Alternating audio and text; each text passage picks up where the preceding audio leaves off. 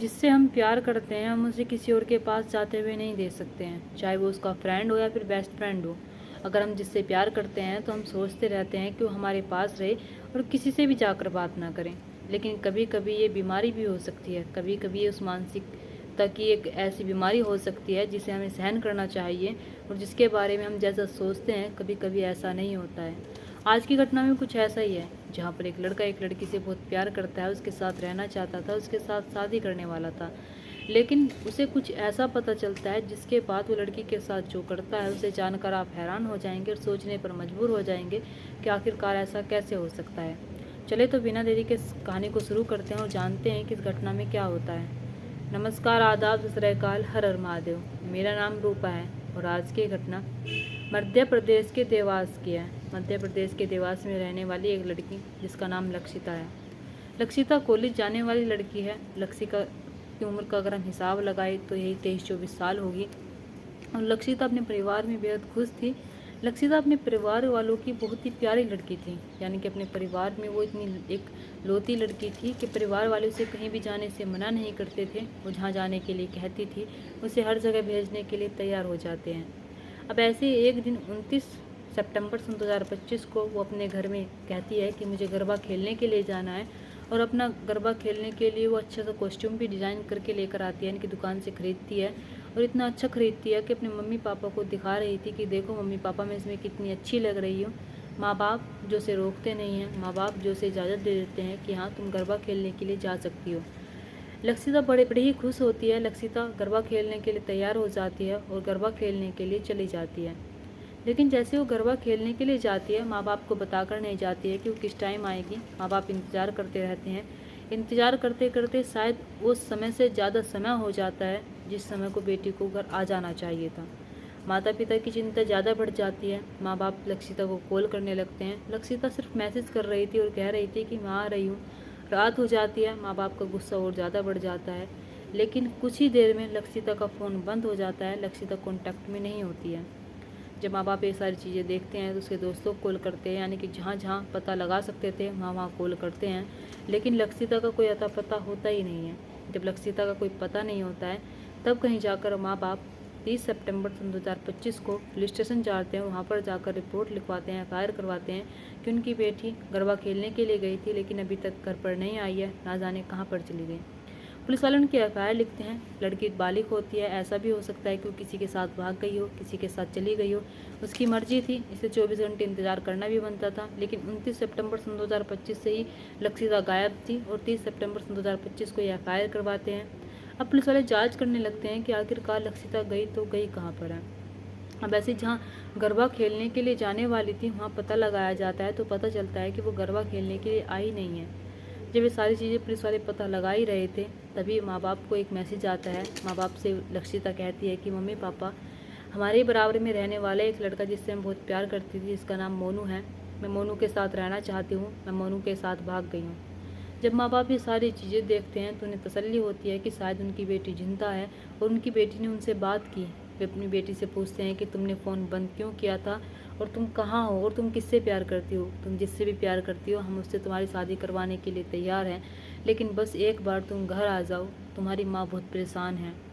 यानी कि जब वो लड़की ये बात कह रही थी तो वो कहती है कि नहीं पापा, मैं दूर जा चुकी हूँ और मैं मोनू के साथ अपना एक नया जीवन शुरू करना चाहती हूँ। अगर हो सके तो आप मुझे ढूंढना बंद कर दीजिए, मैं आपके पास अब कभी नहीं आऊँगी। मुझे पता है कि आप मेरी मोनू से शादी नहीं करवाएंगे, मोनू जिसकी उम्र 34 साल है और आपको शायद वो मुझसे कहीं ज़्यादा बड़ा लगेगा।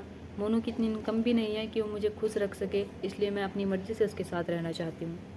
जब माँ बाप ये बात सुनते हैं तो वो समझाने की कोशिश करते हैं और कहते हैं कि नहीं बेटा, ऐसा कुछ नहीं है, तुम घर आ जाओ, हम तुम्हारी शादी ज़रूर करवा देंगे। वे कहते हैं कि हमारी मोनू से बात करवाओ। हम मोनू से बात करते हैं, हम मोनू से जानना चाहते हैं कि वो कहाँ पर है तुम्हें लेकर, उससे बात करवाओ। मैं उससे दिलासा देता हूँ, मैं सच कह रहा हूँ कि मैं तुम दोनों की शादी ज़रूर करवा दूँगा।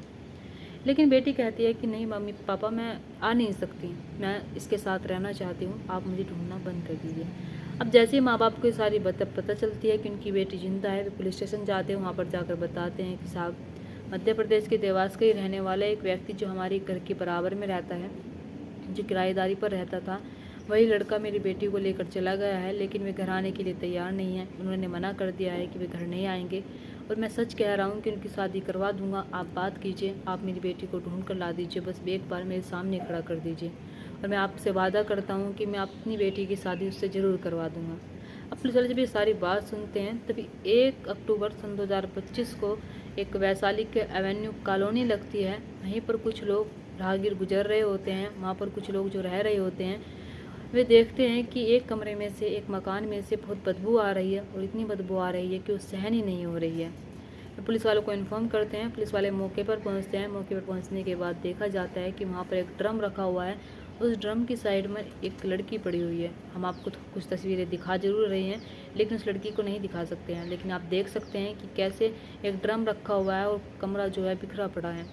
जब पुलिस वालों को इन्फॉर्म मिलती है, पुलिस वाले उस लड़की को देखते हैं, उसके बारे में जानकारी निकालते हैं, तो पुलिस वालों को पहले से पता होता है कि ये लड़की कोई और नहीं है, ये तो लक्षिता है, जिसके माँ बाप इसे ढूंढ रहे हैं। जिनके माँ बाप ने ये कहा है कि उनकी बेटी सही सलामत है, उनकी बेटी उनसे बात कर रही है। आखिरकार ऐसा कैसे हो सकता है?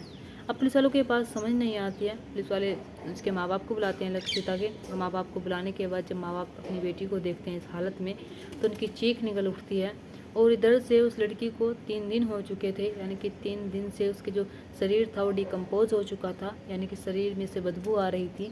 ऐसा लग रहा था कि आज इसके साथ ये सब कुछ नहीं हुआ है, पहले ही हो चुका है। लेकिन सवाल ये था, आखिरकार लक्षिता के रूप में कौन बात कर रहा था, अगर लक्षिता के साथ ये सब कुछ हुआ ही है। अब इधर माँ बाप जो बहुत परेशान हो जाते हैं, जो सीधा सीधा आरोप लगाते हैं कि मोनू ने ही ये सब कुछ किया है और उससे ही पकड़ के गिरफ्तार कीजिए। अब पुलिस वाले मोनू का जो फ़ोन नंबर होता है उसे ट्रेस करते हैं, उसे अपनी हिरासत में लेते हैं। हिरासत में लेने के बाद अब मोनू से पूछताछ की जाती है। उससे पूछा जाता है कि आखिरकार तुमने लक्षिता के साथ ये सब कुछ क्यों किया, और लक्षिता जो अभी तक कल तक अपने माँ बाप से बात कर रही थी वो कौन कर रहा था। यानी कि ये सारे सवाल जब मोनू के सामने रखे जाते हैं, पहले तो मोनू इधर उधर की बातें बनाता है, पुलिस को गुमराह करने की कोशिश करता है।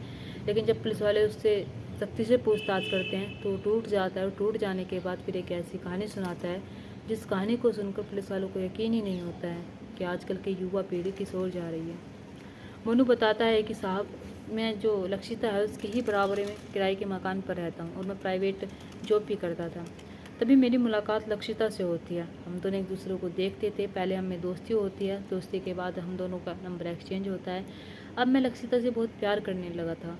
और जब मैं लक्षिता से बहुत प्यार करने लगता हूँ तो मैं उसके साथ रहना भी चाहता था।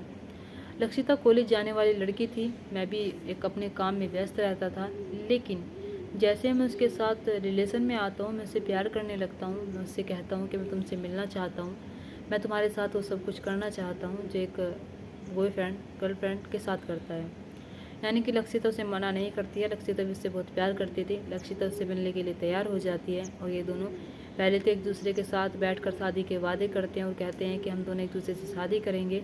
बहुत सारी कस्में खाते हैं। फिर कहीं जाकर मोनू लक्षिता के साथ वो सब कुछ करता है जो उसने करने के लिए उसे बुलाया था, यानी कि जो एक प्रेमी के कैद करती है, वो संबंध बनाता है। अब ऐसे ही लक्षिता उससे मोनू से कहती है कि देखो, बाद में बदल मत जाना, मैंने तुमसे बहुत आस लगा रखी है और मेरे परिवार वालों को मैं खुद बना लूँगी, लेकिन तुम मत मुकर जाना। मोनू उससे कहता है कि मैं कभी नहीं मुकरूँगा, मैं तुम्हें रखूँगा और अपने साथ रखूँगा और हमेशा के लिए सेटल हो जाने दो बस मुझे, और जब मैं सेटल हो जाऊँगा तो खुद पे खुद तुमसे शादी कर लूँगा। इनके साल गुजर जाते हैं। जब 1 साल गुजर जाता है साथ रहते रहते, तो अब लक्षिता मोनू से कहने लगती है कि हमें शादी कर लेनी चाहिए, हमें एक दूसरे के साथ रहना चाहिए। लेकिन मोनू, उसे लगता है कि लक्षिता कॉलेज जाती है, कॉलेज में जाकर वो नए नए लड़कों से बात करती है। उसे शक पैदा होने लगता है, क्योंकि आजकल हम अपने दोस्त से बात करते हैं हाथ रख के, मतलब किसी का जो नेचर होता है वो कुछ अलग ही होता है। यानी कि वो सबसे हंसमुख से बात करता है और इस तरीके से बात करता है कि अगले इंसान को लगे कि वो किसी के साथ फ्लर्ट कर रही है। ऐसे ही मोनू को लगता है। मोनू को लगता है कि लक्षिता उसे धोखा दे रही है, लक्षिता किसी और से बात करने लगी है, लक्षिता उसके साथ ज़्यादा वक्त नहीं गुजारती, जबकि लक्षिता कॉलेज जाने वाली लड़की थी, उसे और भी काम रहता था। अब ऐसे जब मोनू को शक होने लगता है तो मोनू अंदर ही अंदर इतने सारे सवाल पैदा कर लेता है अपने मन में, इतने सब कुछ सोच लेता है जितना सब कुछ शायद था भी नहीं।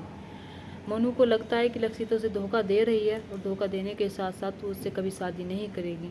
मोनू को बहुत गुस्सा आता है। इधर लक्षिता को पता ही नहीं होता है। 29 सितंबर 2025 को वो मोनू से कहती है कि देखो, मैं कॉलेज के बहाने तो आ रही हूँ और परिवार वालों ने भी कह दिया कि तुम जा सकती हो।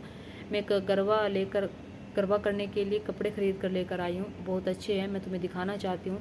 मोनू पहले तो उससे मिलना नहीं चाहता था, लेकिन वो मिलने के लिए उससे तैयार हो जाता है। मोनू कुछ महीने पहले इसका जो बराबर में किराए का मकान होता है वो छोड़ देता है। छोड़ देने के बाद वैशाली की एवेन्यू कॉलोनी में जाकर रहने लगता है। वहीं पर वो आने की जिद करती है लक्षिता और कहती है कि मैं तुमसे मिलना चाहती हूँ, मैं तुम्हें अपने कपड़े पहन कर दिखाना चाहती हूँ कि मैं कितनी अच्छी लग रही हूँ, मैं तुमसे अपनी तारीफ़ सुनना चाहती हूँ। मोनू पहले तो मना करता है, लेकिन जब वो जिद करती है तो उसे आने के लिए इजाज़त दे देता है अपने घर। वो जब वो इसके घर आती है, इससे ही पहले मोनू एक ड्राम खरीद कर लेकर आता है, रस्सी खरीद कर लेकर आता है। यानी कि वो सबसे पहले एक ऐसा प्लान करके रखता है जिस प्लान को शायद उसे नहीं करना चाहिए था। अब जैसे ही लक्षिता आती है, लक्षिता आने के बाद वो उससे कपड़े पहन कर दिखाती है और कहती है कि देखो मैं कैसी लग रही हूँ। तो मोनू कहता है कि तुम अच्छी लग रही हो, लेकिन मोनू उससे कहता भी है कि तुम मुझे धोखा दे रही हो। लक्षिता कहती है कि तुम क्या कह रही हो, मैं तुम्हें धोखा नहीं दे रही हूँ, मैं तुमसे प्यार करती हूँ। लेकिन मोनू के दिमाग में एक शक बैठा हुआ था कि वो लड़कों से बात करती है, वो लड़कों से प्यार करती है। इधर लक्षिता जो अभी भी हंस कर बात कर रही थी, जिसे अभी भी नहीं पता था कि मोनू उसके साथ आज ऐसा करेगा, उसे धीरे धीरे करके ड्रम के पास ले जाता है। उसने ड्रम में एक पानी भर के रख रखा था, उस ड्रम में वो उसे डाल देता है। डाल देने के बाद वो तब तक उसमें उसे डुबाए रखता है अपनी ताकत से, जब तक कि लक्षिता की जान नहीं चली जाती। पहले तो उसके हाथ पैर भी बंधे हुए थे, हाथ पैर बंधे हुए के साथ साथ उसकी यानी कि बहुत तड़पा तड़पा कर मौत देता है। यानी कि लक्षिता उससे कहती रहती है कि मुझे छोड़ दो, मैं तुमसे बहुत प्यार करती हूँ, लेकिन मोनू को एक बार भी उससे पर तरस नहीं आता है। मोनू इतना बेदर्द हो जाता है उसके लिए कि उसके दर्द का एहसास उसे हो ही नहीं पाता है। इधर लक्षिता जो तड़प तड़प कर इस दुनिया को छोड़कर चली जाती है, अब मोनू को सोचने लगता है कि अब मैं बचूँ तो बचूँ क्या। अगर इसके घर वालों ने कंप्लेंट कर दी, इसे पुलिस वाले ढूंढेंगे तो शायद अच्छा नहीं होगा। तो वो अब एक काम करता है, उसे तो वहीं छोड़ता है। छोड़ने के बाद अपना ताला लगाता है और कहीं बाहर चला जाता है। अब जैसे एक दिन गुजरता है, उसका मैसेज आ रहे थे, घर वालों की कॉल आ रही थी, मैसेज आ रही थी, तो फ़ोन बंद भी कर देता है कुछ समय के लिए। लेकिन वो अगले दिन फ़ोन खोलता है। खोलने के बाद उसके दिमाग में एक आइडिया आता है कि क्यों ना मैं घर वालों को मैसेज कर दूं और उन्हें ऐसा लगेगा कि उनकी लड़की मेरे साथ आ गई है, अब वो कभी उनके पास नहीं जाना चाहती, फिर पुलिस कंप्लेंट भी नहीं लिखवाएंगे और मैं भी बचा ही रहूँगा। ये सोच वो यानी कि लक्षिता बनकर उसके घर वालों से बात करता है। बात करने के बाद लेकिन घर वालों को जब लक्षिता की डेड बॉडी मिलती है तो ये समझ जाते हैं कि सब कुछ करने वाला मोनू है। यहाँ पर मोनू को हिरासत में लिया ही जाता है। ले जाने के बाद जेल भेज दिया जाता है, लेकिन पुलिस वालों को अभी भी यकीन नहीं हो रहा है कि वो लक्षिता के साथ ऐसा कैसे कर सकता है, जबकि उसने कुछ नहीं देखा था, सिर्फ उसे शक था। अभी कोई पुष्टि नहीं हुई है कि जो लक्षिता है इसके अवैध संबंध किसी और से चल रहे थे, यानी कि किसी और से इसके शारीरिक संबंध बन रहे थे। ये सिर्फ वही बनाकर अपने मन में बैठा हुआ था कि वो किसी और से बात करती है, वो मुझे धोखा दे रही है। दोस्तों, आप क्या कहना चाहेंगे मोनू के बारे में, आप क्या कहना चाहेंगे लक्षिता के बारे में, आप क्या कहना चाहेंगे मोनू के बारे में जिसे सिर्फ शक था, उसे पूरा पक्का नहीं पता था। और पुलिस जांच में भी ऐसा कुछ नहीं आया अभी कि लक्षिता के जो संबंध है वे किसी और से भी थे, लक्षिता का प्रेम पर्सन किसी और से भी चल रहा था।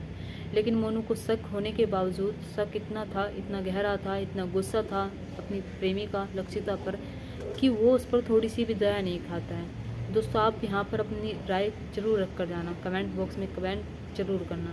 दोस्तों, इस कहानी और घटनाओं को सुनाने का मकसद मेरा आपका दिल दुखाना नहीं था, आपको परेशान करना नहीं था, आपको घटना के बारे में बताना था, आपको सचेत करना था। आप अपने परिवार के साथ खुश रहिए। नमस्कार।